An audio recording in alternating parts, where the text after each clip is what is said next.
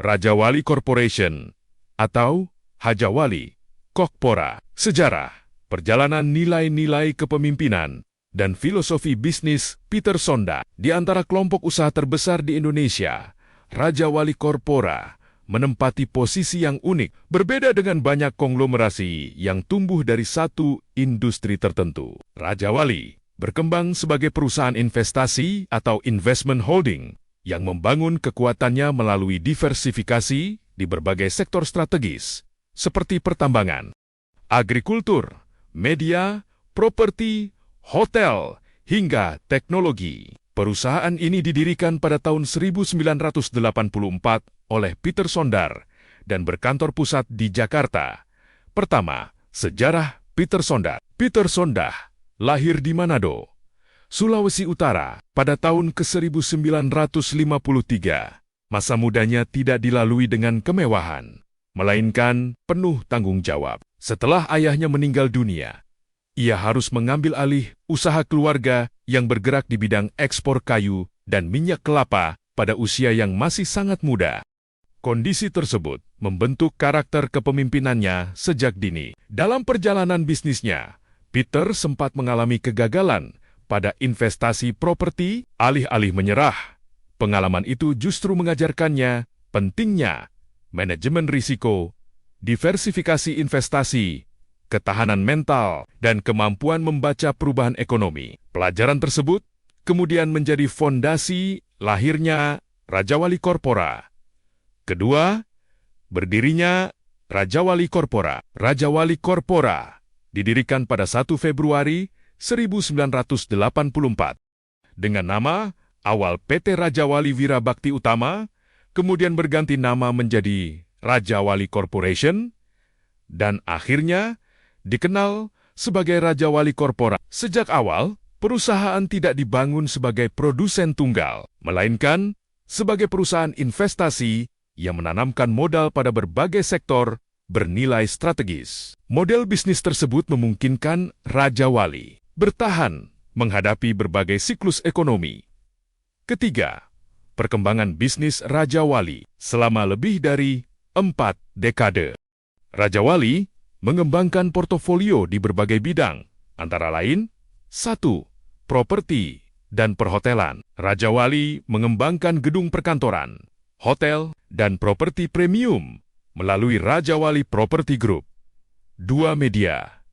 Peter Sondar dikenal sebagai salah satu tokoh yang berperan dalam pendirian televisi swasta pertama di Indonesia, yaitu RCTI. Meskipun kepemilikan tersebut kemudian dilepas.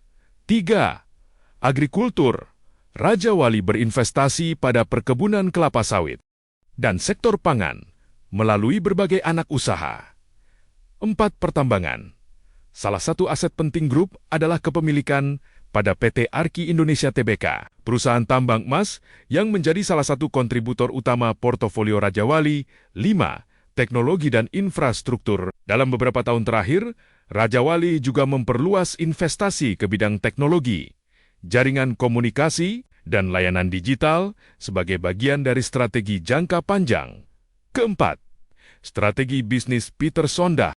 Keberhasilan Raja Wali tidak hanya berasal dari besarnya modal, tetapi juga dari prinsip-prinsip investasi yang konsisten. Diversifikasi, tidak menggantungkan perusahaan pada satu sektor usaha, value investing, mengakuisisi atau mengembangkan bisnis yang memiliki nilai jangka panjang. Kesabaran, Peter Sonda dikenal tidak mengejar keuntungan sesaat, melainkan membangun nilai perusahaan secara berkelanjutan, manajemen risiko, penyebaran investasi ke berbagai industri. Membantu perusahaan tetap tangguh ketika salah satu sektor mengalami perlambatan. Kelima, filosofi nama Raja Wali. Raja Wali merupakan salah satu burung pemangsa yang melambangkan kekuatan, ketajaman penglihatan, keberanian, kemampuan terbang tinggi, dan kepemimpinan. Secara filosofis, nama Raja Wali mencerminkan cita-cita perusahaan untuk memiliki pandangan jauh ke depan, mengambil keputusan secara tepat, dan mampu menghadapi perubahan dari posisi yang strategis.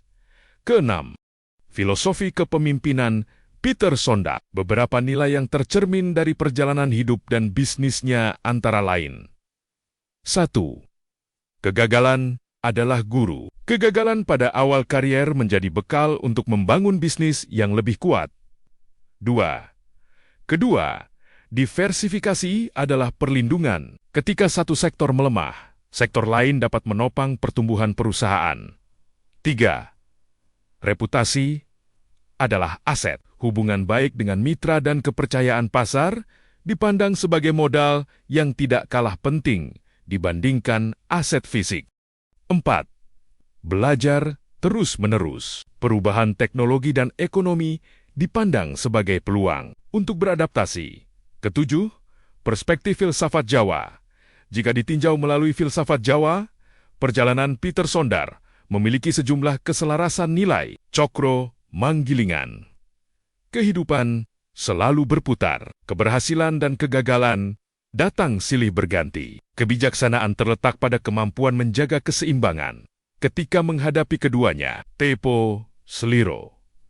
Membangun relasi bisnis memerlukan empati, penghormatan, dan kemampuan memahami kepentingan pihak lain. Narimo ing pandum bukan berarti pasrah, melainkan menerima kenyataan sebagai titik awal untuk bekerja lebih baik. Sopo sing nandur bakal ngundu. Setiap kerja keras, integritas, dan ketekunan pada akhirnya akan menghasilkan buah yang sepadan.